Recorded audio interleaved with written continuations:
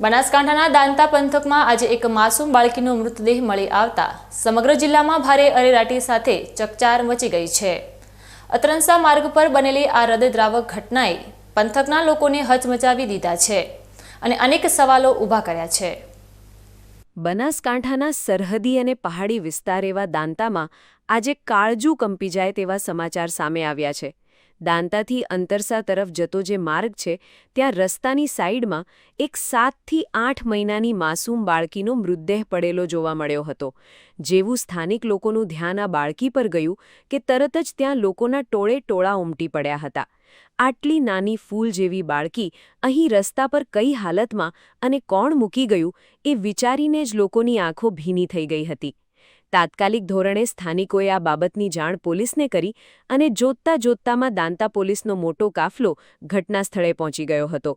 પોલીસે સ્થળ પર પંચનામું કરી બાળકીના મૃતદેહને પોતાની કસ્ટડીમાં લીધો છે। અત્યારે તો આ બાળકીના મોતનું કારણ અકબંધ છે, પણ સત્ય સામે લાવવા માટે પોલીસે આ માસૂમનો મૃતદેહ પેનલ પોસ્ટમોર્ટમ માટે દાંતાની રેફરલ હોસ્પિટલ એટલે કે CHC ખાતે ખસેડ્યો છે। સમગ્ર પંથકમાં ચર્ચાઓ થઈ રહી છે કે શું આ બાળકીને કોઈએ અહીં તરછોડી દીધી કે પછી તેની પાછળ કોઈ મોટું કાવતરું છે।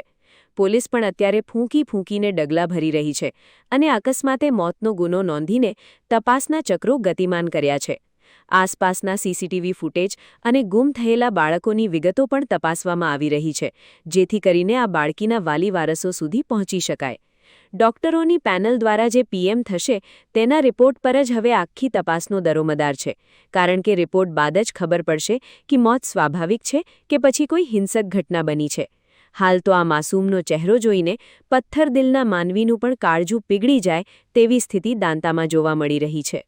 આ માસૂમ બાળકીના મોતે સમગ્ર પંથકમાં ગમગીની ફેલાવી દીધી છે, ત્યારે પોલીસ તપાસમાં શું બહાર આવે છે અને આ ક્રૂરતા પાછળ કોણ જવાબદાર છે તે જોવું હવે મહત્વનું બની રહેશે।